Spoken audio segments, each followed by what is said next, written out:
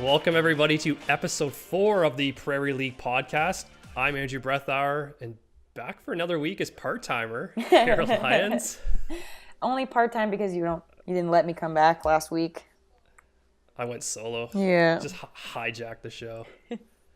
Our fan base is going to be so upset. No, they're pretty happy. Meant to know, I did move, so the whole moving experience just killed everything. So I'm still not finished moving yet. It's still a work in progress and probably will be for another month, but it always we'll get there. Is. Yeah, we'll get there. But it's also, we're a month away from the season, and I think the last time we talked, there was snow on the ground. There's been snow on the ground up until like yesterday. So today, it's much nicer though, talking to you today, because I look outside and it's sunny and warm, and the last time it was literally blizzarding, I think. It was what? It's plus double digits today? Oh yeah, it was like 18, I think, today maybe. It was beautiful. So from snow last week to a plus 18. Yep. That's Alberta for you. Oh yeah, I'm sure it might snow again. Who knows? You just can't guess. Don't say that. You're not even here, so it doesn't matter. I know. It's supposed to be plus 22 for me next week. Also, I lied. It's 21 degrees. I just looked. Wow, I think you're better than I am. Well, that's obvious. Anyway. So I don't know if you've noticed, the Instagram had a nice record breaking today, or at least this week. How many teams there are in the GPLS? A lot. 104.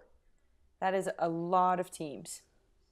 Like, that's not even, if you think about it, last year they had, I think, 70. Now they're up to 104. Yeah. They had 34 teams. That's You've like, literally, where did they come from? Well, we're going to get into that. Well, I know. And I'm glad, but it just seems so crazy to grow a league by 30 teams in 1 year. It just seems insane. 34 teams is literally half of the teams that they had last year. Like, that's crazy. I wonder how much it will continue to grow, or if this is kind of like, okay, this is the peak of what it'll be. That's a lot of teams. Well, when they're starting, and we'll get into this again, like they're starting to add teams from different provinces. Is it going to be, I don't know if it's going to become the whole actual Prairie League and start encompassing everybody, not just Alberta, Saskatchewan. I think it's got to be the next logical step. Yeah, and maybe some Manitoba in there at some point. Manitoba's always had really good ball programs. Well, since, what I can remember anyways. And then, obviously, BC. Yeah. They're not Prairie, though, I wouldn't say, but it'd be nice to get some BC in there. The only problem with that is their ball starts so much earlier than ours that they'd be joining leagues months before ours would even be thinking about starting. I remember when I was, even for hockey, and I was reporting hockey, and I asked one of the head coaches for the junior A team there, what's the biggest difference, our biggest challenge of recruiting and he said, well, we're not Sunny Penticton. Yeah. So, and that was always the first and foremost thing he said. And it kind of makes sense. So, oh yeah. But still, I'm sure they're not happy the fact we're saying we should add Manitoba and BC, because now they're like, don't put that out there. Yeah. We have to do this then. But like, we've got enough teams to deal with at the moment. Let's just leave it there for now. And like, from an organizational standpoint, that's a lot more teams to have to organize, like in a league and tournaments and just kind of everything. Like, having that many more teams join in is that much more work for the people kind of at the top. That's what they want, though. Oh, definitely. That's just a lot. You got to wonder, I don't think Brett and them were thinking 8 years ago that, we're going to have 104 teams in 8 years or so. Yeah. I wonder, we should have asked them like what their expectation of how many teams, would be the goal, or if they even had one, or if maybe they just wanted to continue to have it grow until they decided they didn't want to organize it anymore. Well, I'm sure if you had 70 last year, that you're thinking, I think a reasonable goal, 80? Yeah. But 104? Yeah, and even 80, like adding 10 teams. Like, I mean, it's a lot different than when I played, but to me, thinking about 10 extra teams just joining in when my last couple of years of fastball, there was, less than 5 most of the time. And then when you think about adding in, the B division, That's the growth right there. Yeah, and that makes a lot of sense. That actually So makes a lot more sense to me now that I think about it. Like with that many more teams, like adding a division would be the only way that you would have that many more teams join. Because there's just not that many A teams. And there's probably potential to have a C division eventually. Yeah, I think it'll probably grow to have multiple divisions. Someone right now is getting really scared that we're saying all this. They're like, we can't do a C division. Like, there's not enough field. There's not enough umpires. That would be a really hard one, umpires. Well, it's a good, okay, that's going to segue into what we're talking today, because we are talking to the head of the Alberta Softball Umpires Association, and they're having problems. Yeah. They're not totally a problem. They do have some good members, but it is a challenge for them having to deal with all of these new members and trying to, like, fill a weekend. I think I was told that they need to have 34 umpires for one weekend, and which creates a challenge when it's the summer too, and they umpires want to enjoy their time off. So yeah. Well, and who wants to be an umpire? Like, it takes a very special person to be any sort of referee or official in any kind of sport, and from my experience. And then you start getting umpires and stuff from for like higher levels, but getting it down to like lower girls, like girls in their teenage years, level B or C. Like, I feel like that would be tough to find umpires that are willing to do that. No, they're getting paid, so they're happy. And it's experience, it's growth, and that's what they need to do as well. And we'll get into that in a bit.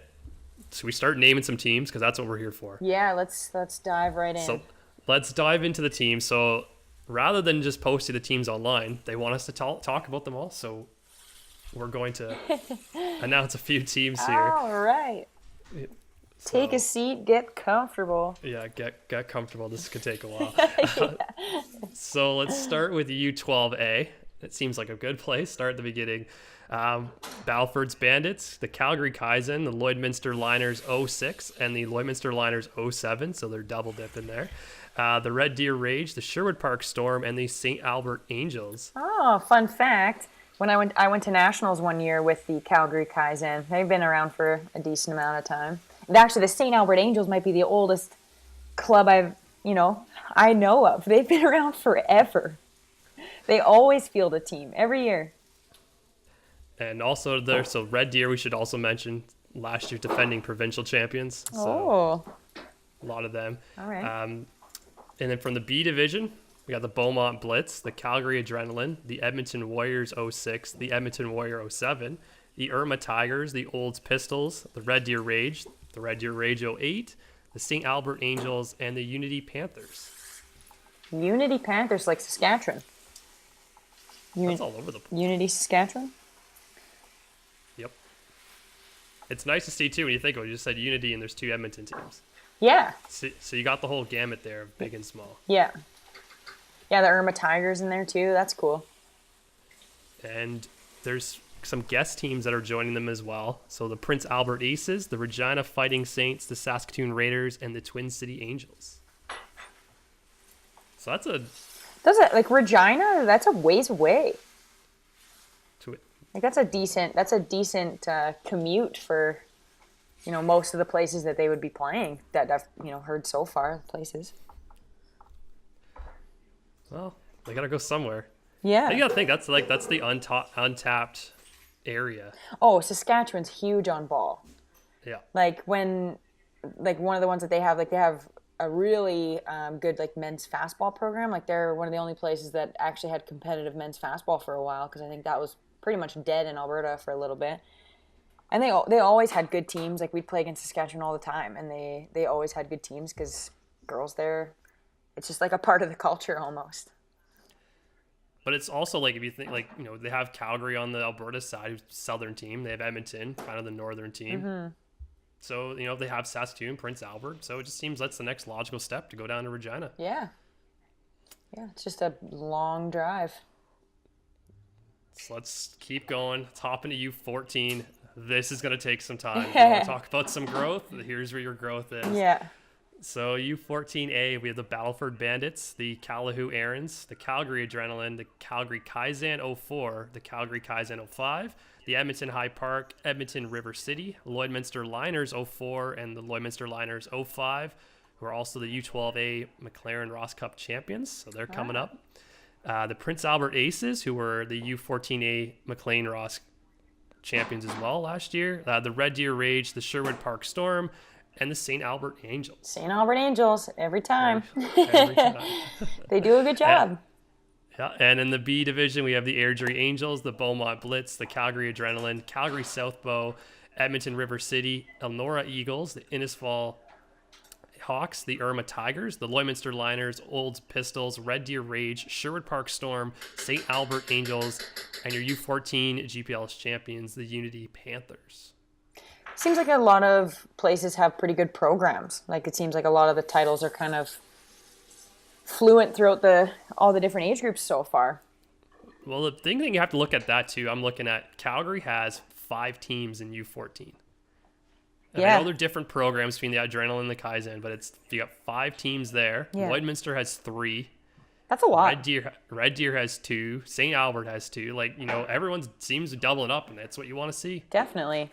But you're also seeing, places like Irma as well. They, smaller town. Sorry, that's what you want to see. Airdrie as well. That's what the B's for. You want to see progression there. Definitely. There's also a few guest teams. Bonnyville Angels, new team there. Calgary Warriors, it's another Calgary team. The Manitoba Angels. Now we've crossed another boundary. The Regina Royals, the Saskatoon Raiders, and the Twin City Angels. So the Calgary Warriors, that's weird. Warriors have always been Edmonton. That's a strange throw-in. But you think there, we just added Bonnyville, Manitoba, and Regina. Yeah. And I can't remember. From my recall, there was no Bonnyville before. Yeah. I could be wrong. If I'm wrong, someone tell me. But that's right there. 3 different things in different areas too. I think if you're gonna expand, those areas to expand into. Yeah. Yeah. So a little bit smaller, we'll go to U16. U16A would be the Battleford Bandits, the Calgary Avalanche, the Calgary Kaizen, the Elnora Eagles, the Lloydminster Liners, the Olds Pistols, who are the U14B Alberta Provincial Champions last year, the Prince Albert Aces, the Red Deer Rage, the Sherwood Park Storm 02, and the Sherwood Park Storm 03, who are the U14A Provincial Champions. So little battle provincial champions there. And of course, St. Albert Angels. Every time. You're so happy for that. They've been around forever. Every year I played, there was always, or it seemed like there was always a St. Albert Angels team. So somebody's doing a good job keeping that program alive when the sport was on the verge of death. U16B, we have the Calahoo Arons, the Irma Tigers, the Medicine Hat Thunder, who's the first ever GPLS team from Medicine Hat. Wow. So props to them for it seems odd to say Medicine Hat is a brand new team, but there's Southern Alberta, Northern Alberta, we haven't got Fort McMurray yet, so yeah. And I don't know if that's possible with their longer winter than anybody's, but hey, it's a place to go. Olds Pistols, the Red Deer Rage, the Sedgwick Oilers, the St. Albert Angels, and the Unity Panthers round out the U16B. Did you say Sedgwick? Yep. Oh, that's nice. And then it's my small town. Their guests include the Calgary Nose Creek, Calgary Warriors, the Edmonton River City, the Manitoba Angels, the Moose Jaw Ice, the Saskatoon Hustlers, the Strathmore Thunder, and the Twin City Angels. All right. I'm liking the diversity. Yeah, there's a lot. How many teams do you have left to announce? Just U19. Wow. And it actually didn't take as long as I was expecting it would. I'm reading fast. Yeah, so. You are. Good work. There's 104 teams to get through. So, yeah. And as far as I know, U19 aren't going to be totally 100% doing GPLS, because I know they have a lot of adult tournaments well, but they are still going to be around. So we got a lot of champions in this. So let's get to this. The U19A is the Calgary Adrenaline, the Edmonton River City, that team was last year's U16A McLean Ross Cup champions. The Lloydminster Liners, the Manitoba Angels, the Prince Albert Aces, the Saskatoon Selects, the St. Albert Angels, and the Twin City Angels. There's a lot of Angels there. Yeah. Oh, wow. Welcome to women's sports. Yep. And U19B, we have the Central Alberta Impact, who were the U16B GPLS champions last year. The Irma Tigers, who were the U19B GPLS champions. The Lacombe Matrix, the Red Deer Rage, the Sedgwick Cobras, who were last year's U16B provincial champions, and the Unity Panthers. Oh, I like Unity Panthers. That sounds cool. Yeah. And the last team is the guest team. The only one for U19 would be the Melfort Spirit. All right.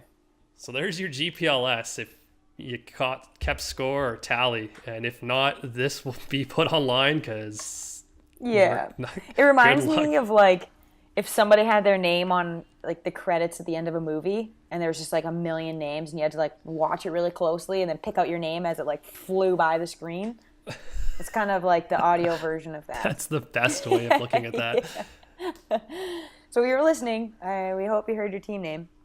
Hopefully. And so also people know the schedules will be announced. A schedule is going to be put up on April 30th. B schedule is going up on May 3rd. And then all of this kicks off, 2 weeks' time? Yeah. What was it, the 11th? The 11th in Stony Plain was the kickoff, right? May 11th, 12th, 13th weekend? I believe so. Yeah. That's not that far away, which is kind of crazy because, like, I know teams have been practicing indoors. Like, that's kind of what really competitive teams do now. But it's very different being inside and being outside. And, like, there hasn't been a whole lot of opportunity except for, like, today and a couple days before to actually get out on the diamond and play some actual ball. Yeah. So now it's that short period of time. Like, I remember there was a time where I think they got out maybe a week or two before the season starts. Yeah. Well, and sorry, go ahead. Oh, and a short season. It's like preparing for that it's a short season because you basically have a weekend and then, Pink Sox weekend, All-Star weekend, then you're pretty much done. Yeah. Well, and like I remember sometimes when the season would start, we'd be out there in like 3 or 4 layers of jackets and pants, and people on the bench were wrapped up in blankets and stuff because it was so cold. I think we might have missed that. I don't know. I think we had so much winter that like in between where it's nice enough to play but it sucks to play is kind of gone, I think, because we're already like basically into May. Finally. Yeah. But nice to see all these new teams added, especially Manitoba coming in, adding teams into the league, but also becoming a guest team, Bonnyville adding programs, everything from small to large communities. It's what you want to see. And it's nice too, because if you look at, the champions across, it's not just, team from the big city is the one winning. Yeah. So that's the nice thing to see. You want to see that diversity so that, this person from a small community knows that they can go into, your Edmontons, your Calgarys, and you can play those teams and do very well and do successful. So I would hope that, like, it'd be sweet to see small town teams, like legitimate small town teams, like compete at provincials. They do. Like and like against like the Calgary, like at the top level, like at A, and like against the Calgary and Edmonton teams. Trying to look at my list now. Red Deer won last year. You got Lloydminster and Prince Albert have won. And oh yeah, I was talking like small town. Those are cities to me still. I think they are just cities, but those are quite a bit larger than what I was talking about. But it was just a far-fetched thought that I would enjoy. That's all. Well, my unfortunate Ontarianness right now has made my city sizes seem small. Well, I think you're right though. Like I think St. Albert's a city. Yeah, St. Albert's a city. So if you need any more team ideas, just check out the website, gpls.ca. Your schedules will be on there too in a couple days or so. And then get ready. 2 weeks away is not too far, and then we start softball action. So exciting stuff. Yeah. Considering we've been talking about it for 2 months now, it's about time. The next time we do this will be opening weekend. Yeah. So I'm excited to get out and play ball too. It's been a long winter. Yes, it has. Yeah. Too long. Yeah. So I guess we should get to our guests, because it kind of goes in a little bit about starting the season off, because you kind of need the umpires. A little bit. Play. A little bit, yeah. You kind of need them. Things get out of hand if you don't. I don't even want to know the stories of you and an umpire. I've Oh seen no, some. I get along fabulously with umpires. I was thinking other people. I'm a schmoozer. I'm good at it. We'll keep the names nameless here. I did talk to Terry Richter about what it takes to be an umpire and what it is in this league and developing umpires, because it's, just like we're developing softball players, and from any level you got to develop the umpires too, because you don't have a future in this game if you don't have umpires. It's a reality. It's the same thing in any sport, that you need officials, and if not, as Terry very well put it, it's basically playing for fun. And while we all want to have fun still, there is that competitive side, and you do need the umpires. So, And as we're talking about that too, like a reminder to parents and players that you need to treat them with respect, right? The reason there's a shortage, a part of the reason why there's a shortage is because people don't want to do it, because it's a hard job. It's no matter what call you make, somebody's unhappy with you most of the time. You have to defend yourself quite often to sometimes fans, coaches, and players. And I don't know. I just think that if we continue to treat them as badly as we do sometimes, we're not going to have anybody around, and the sport's going to suffer because people can't be kind to them. mm-hmm. And I understand. I also understand the other side of it. I've been on the other side of it, where you're very frustrated with the way that things are going, and you can lash out sometimes or get frustrated at them. But you just have to have the thought in your head that their intention is always to make the game run smoothly, and you just have to kind of remind yourself that they're doing the best they can.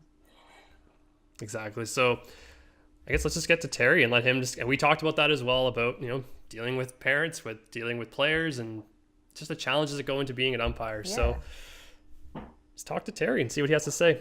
Sounds excellent.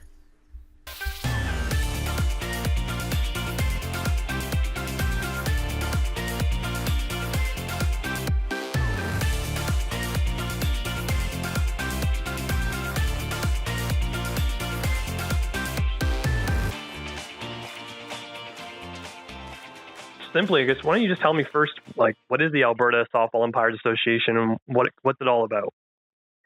The Alberta Softball Umpires Association is made up of 8 different zones throughout Alberta. So from the northern part of all the way down to the south, and from east to west. So we make sure that all the areas are covered. So there's 8 zones, with 2 umpire branches being in the cities, so 2 in Edmonton and 2 in Calgary. Everyone else has 1 umpire branch. And currently, I believe we've got about 323 members of the ASUA. Is that a normal number, high number, low for you guys? It's the numbers are starting to come up. It has been we have had as high as 600 umpires back in late 90s, mid 90s, late 90s. And then everything seemed to start dropping down. Probably by about 2000, 2001, we started to see numbers starting to dwindle off. And not just with us, but throughout Canada and throughout the officiating world in other sports as well. It always seems to be that kind of that part of sports that people don't realize that they need numbers too. We always talk Absolutely. About, kids need to be joining up and we need coaches, but we never think about how important an umpire and officials are to games, and how much you actually need their numbers to grow as well, or you're not going to have games. With the game growing as it is today, we start to see more players, but we're not seeing more umpires. As an example, record year this year for GPLS, 104 teams. There could be any given weekend just for those tournaments that we're going to need 36 umpires in one area. And not everybody will work a weekend. They'd much rather, some guys just want to work on the weekdays and work some weekday games, and not working weekends is fine with them, where they'd rather go out and spend it with the family, which is great. I mean, I've always said family comes first, but we need to figure out how we can get more umpires on the diamond. And you said it does create the challenges of when you have such a big league, and it's great to see that GPLS has grown to 104 teams, but it does create that scheduling conflict. I guess, how do you try to mitigate that conflict? And so there is games being playing and guys are umpiring. Yeah, trying to get more younger officials involved in the game is a challenge in itself. But if we can come out and show them that, there is a lot of fun at these games that can be had in the camaraderie between the officials and how much fun we can have at the games, how rewarding it is to go out and call a game, knowing that you're not the outcome of the game, but you're part of the game, and that you've done something good for the kids, and then see the kids when they see that person walking on with that official uniform on, and they're going, "Wow, I get an umpire tonight." That gives a good feeling to anybody. And there's opportunities, and it's not just Alberta. You can go to, across Canada and nationals, even go up to internationals eventually if you keep at it. There's opportunities to travel and go across the world with just by umpiring. Oh, absolutely. My career, I've gone to every province and territory in this country through umpiring ball of one way or another, mostly in the umpiring capacity. I've gone down to the States and umpired some games down there. I've done some international events, so you get to see teams from Japan and Mexico and Argentina and all over the place. Europe, we send umpires to Europe. We send umpires to Japan. We send them to Australia, New Zealand. So you do have that opportunity to see the world. And it's an opportunity outside of the game itself, but still being in the game. Absolutely. Right now I can tell you that a lot of us, we've got friends not only in the Edmonton area or Alberta area or Canada, but we've also got them throughout the world that we do stay in contact with, that we've met through umpiring. And if you decided you ever wanted to go traveling somewhere, a lot of these people will say, come and spend a couple of days with me and I'll put you up. And, so it does mitigate some costs there for you too. So, the friendships are part of the game.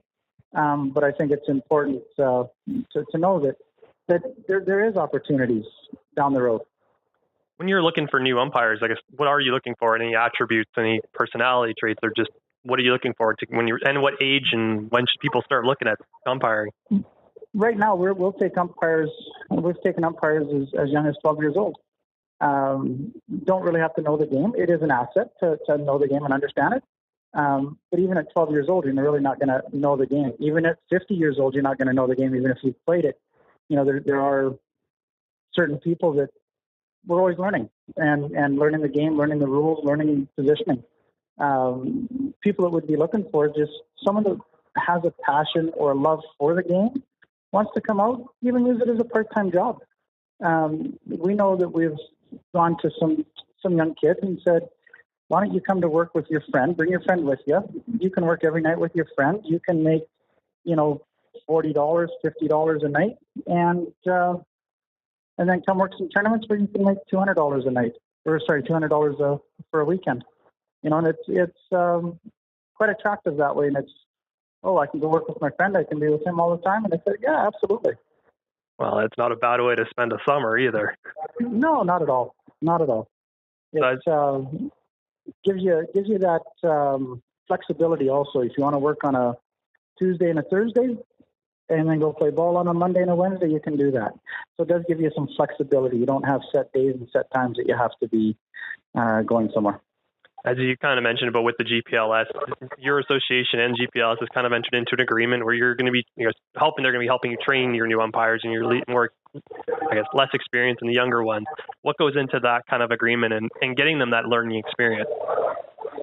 It's a trust factor with us and GPLS. And I think that when we entered into this agreement, it was both of us identified that we need more officials in this game. How do we get them in the game, and how do we get them trained? How do we get them so that they can get to that next level and hopefully get into a level 4 or 5 and then into that international? So it was a good thing to come up with the training with GPLS and that we can hopefully get people working as many games as they possibly can with some older officials, more experienced officials, so that they are learning the game and learning what it takes to get to that next level, to understand the game management side of stuff, to understand what the game entails. Calling balls and strikes and safes and outs, That's the simple part. Anybody can do that. But it's when you're starting to get into the game management and making sure that the game is being played fairly by everybody. And as we've mentioned, it's kind of almost the survival of leagues for who want to grow and who want to continue to develop, the younger girls especially. You need people to call your game. And if you don't have them, you can't grow leagues anymore, and then that all stalls. So it's kind of like they're paired together, and everyone has to work together in order to grow and succeed. Absolutely. Without officials, the game is it's a schoolyard game then, and it's you just go out there to have fun, and that's not what we still want them to have fun, but we still want to have that competitive edge, and that's where the officials come in to make sure that the competitive edge is being played fairly, and that each team is getting what they deserve. For umpires that aspire to get onto that next level, there's that excitement of calling a game, because not both games are going to be played or the outcome is going to be exactly the same. So there's always that excitement of the unknown of what could happen in this game. And I think that for me, and I think for a lot of people, is that little bit of the unknown keeps the excitement going, keeps our heartbeat going. And as it's kind of mentioned, it's strikes and balls outs they're pretty easy to call if you have experience, you know what you're doing, but it's dealing with the game and dealing with the teams and the background noises, we'll call it. And I guess, how do you tell your umpires and how to deal with that and how to deal with, fans and parents? And because we know they're there, let's be honest, we know they're there. How do you tell them to deal with that? Absolutely. And, I want the best for my child, and they're going to get a scholarship, and we're all within that part of the game. We have to make sure that we understand the rules. Presence on the diamond. How do you look? How do you present yourself? How do you act? And that there goes a long ways in giving you credibility on the diamond and having that, as we said, background noise go away. You like it where someone comes up after the game, they go, "Who was that umpire? Who umpired that game?" Then you know you've done a good game because you weren't the outcome of it. They really didn't notice you, and that's what we're looking for. We want to be that, that third team on the diamond that is just kind of doing their job. How do we mitigate some of those factors, with the training? And then we've also got what we call a document out now, which is on the ASUA website, where it's called Respect My Game. A lot of it gives you some of those most common mistaken rules that everybody thinks they know what it is, but in actuality, the rule is, they've mistaken it greatly. So to have that available so that parents, coaches, players, they can see that kind of stuff, I think that that goes a long ways. And that document was prepared by Softball Ontario many, many, many years ago. And we've just adopted it and added to it. And I think it really goes a long ways in having the respect. These people, young kids, adults out there officiating the game, we're only human. And we will make mistakes, no different than, little Johnny or little Susie, misses a ball or overthrows it. It's a mistake that we'll make, and we learn from it, and we make ourselves better. And that's just the key right there, is that you mentioned 3 teams on the field. There's one team as well that's learning, as this is the process for them too. A lot of them are still developing their umpiring skills, and they're developing how to manage a game, even at younger ages up to, U18, U19 and beyond that. So it's not just a simple walk in the first day, I know everything. It's a development, and it's a continuous development, just like the players are developed. Absolutely. With new rule changes, new mechanics, positioning. We just had a clinic this weekend in Edmonton, and part of mine was plate mechanics and base mechanics. And I've always said that this game is about angles and distances. So, if you're sitting there in grade 7, 8, 9, 10, and you're going, math doesn't matter to me, once you become an umpire, angles and distances mean a lot. So it's important that we understand that we need to be in the right position. We need to hustle. No different than the players. It's, like we said before, it's the third team on the diamond. And yes, we're not hitting the ball. We're not, throwing outs and catching the ball, but we are getting into a position to see the play and make a fair judgment call on what's happened on that diamond. And as you mentioned, you kind of want to come away from a game not being known. That's kind of the adage of officials in general. They don't want people to know who. They don't want to be a part of they want to be a part of the game, but not deciding the game. Absolutely, being part of the game is being a participant in the game is what we want to be. Being that big part of it, going out there looking for the big call. Absolutely, we want to make sure that we're making those big calls, and again, being fair. But to be noticed in the game and having everybody question every call that you make, and that's going to happen. No matter who you are, where you're at, someone's going to question your call. Unfortunately, because there's two teams, one call may go, 50% of them might like it, 50% of them are going to dislike it. So we have to make sure that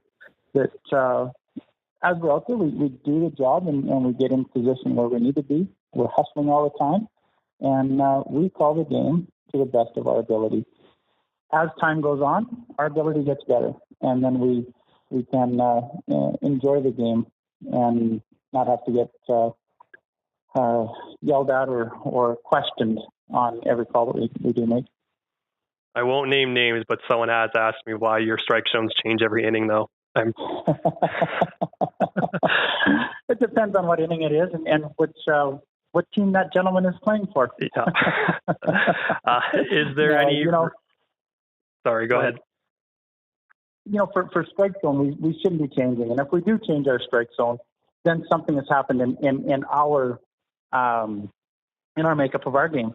So maybe, again, we talked about this on the weekend. Maybe our stamina isn't there. We haven't fueled the tank up. And we just haven't focused on the game. We haven't been engaged enough. And that's something that we try to teach the umpires that are coming in, is that staying engaged, staying fueled up, and focused. So if it does change, if we just get back to basics, we'll hear a coach yell at us, say, hey, come on, that was a strike last inning, or a player. And then it's like, that's kind of the key to say, hey, you need to refocus, regroup, and regather, and get back in there and get back to where you were. It's kind of interesting because being a former sports reporter and talking to coaches a lot, and a lot of the same things that you've been saying is the same lingo that they use, getting back to basics and, stamina and consistency is another huge one that everyone talks about. And it's kind of the same way. You want to always be consistent from the first inning to the last inning. Absolutely. If it's a strike in the first inning, it better be a strike in the seventh inning. And again, we know that humans, that our stamina, we gear ourselves in league play and stuff like that to go an hour and a half. Well, if we're at a tournament on the weekend and the game goes 2 hours, at that hour and a half, we notice that we start to decline in our performance. So how do we fix that? How do we make sure that we are fully engaged in that whole game? And that could be where a coach comes by and says, hey, come on, something going on? And again, that's that trigger to say, all right, I need to pick this back up and get back to the basics, for sure. Is there any new rule changes that are happening this year that maybe people should know about? There's two changes this year, and it's for U16 boys and up and U19 women and up. So it's a new pitching rule. It states that you can start with 1 foot on the rubber and you can leap, which is will be quite new for the women. They've always been 2 feet on the rubber and a push and drag. Men in Canada have been the same thing, 2 feet on the rubber, but they could leap. This year, with Softball Canada aligning with the WBSC, they have decided that they're going to, WBSC changed their rule to have 1 foot on the rubber, and Canada decided to do the same thing. Does it give an advantage to anybody? If anything, today, over history that has told us that, 1 foot on the rubber, I think goes back to an advantage now to the batter, because the pitchers just become throwers and they lose their curveball and their drop ball. And I think they do. They throw a little bit harder, but, I think that they start to lose some of that movement on their ball. So that's the one big change. The other one is the strike zone. The strike zone has now been defined better. And again, it's at that U16 boys and up and U19 women and up. And that's where it's, the strike zone is now defined as from your sternum. Sorry, this is for all age categories. It's basically from your sternum to the bottom of your knees, where before it was from the shoulders to the knees. So it's brought it to what we've been calling for years, and so it's just a little bit more defined, I think. And just again trying to get the consistency, and so everyone, not even just game by game, but umpire by umpire, it's all the same. That's right. And it makes it a little fairer for the batter, instead of a pitcher living up by the shoulders that you can't hit the ball at, and by the definition of the rule, that's a strike. We haven't called it. And we haven't called it like that for years. So now it says, let's put the ball down where it's a hittable ball. We get more hitting in the game, hopefully. So my last question would be, if someone wants to get involved and wants to become an umpire or even see what it's all about, how do they get involved? They can reach out to their local zone, go on Softball Alberta website, and there is contacts for each zone. So depending on where you live, and if you're unsure, then you can always reach out to myself, and my number's on Softball Alberta's website as well. And you reach out to me, and then I can direct you in the right direction. Hopefully, we can have a clinic this year at opening weekend with GPLS, and have a one-day clinic for anybody that wants to get involved. You're going to be there with your kids, maybe mom, dad, grandma, grandpa, aunt, uncle, brother, sister want to get involved. And they're going to be there anyways watching, so why not try and make a little bit of money while your daughter isn't playing, and get back to the game now.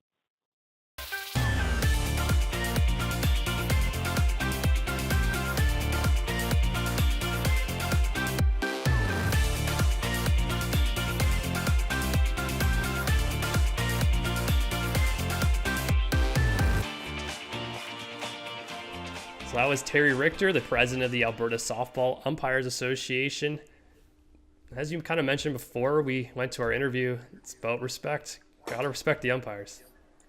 Yeah, even if you disagree with them. And I like, as you told me before, like can be a training ground for umpires as well that go on to higher levels. So they're there trying to become better, trying to hone their craft and learn the game. Just like all the players are out there, coaches are out there. Like, you learn things about the game every time you step out on the field, and they're just as much a part of the game as anything. So they're learning, they're trying to get better, and they want the game to go as smoothly as anybody else, right? Like, they're the ones that, at least if you're on a team, you have your coaches, your players, and everything. Like, if you're an ump, you've got one other ump, maybe two if you're super lucky.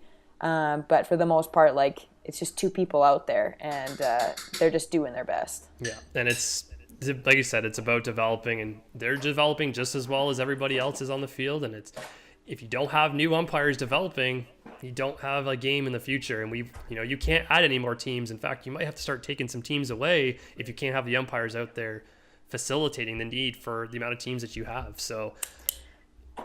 Well, and if you start yelling at an ump, just remember that if you scare off all the umps, you might have to be the one out there doing it. So, it's not as easy as it looks. Someone's got to do it. Exactly. And but like you said, it's the best umpires, the ones that you don't know they're out there, but you got to know they're there. And there are people too, they make mistakes. Hey, it's not even, I would even say it's not even a game of inches. That sometimes we're talking millimeters, and it's an imaginary line, this strike zone, technically speaking. It's not like it's not an exact science. It's it's human beings make errors, everyone makes mistakes.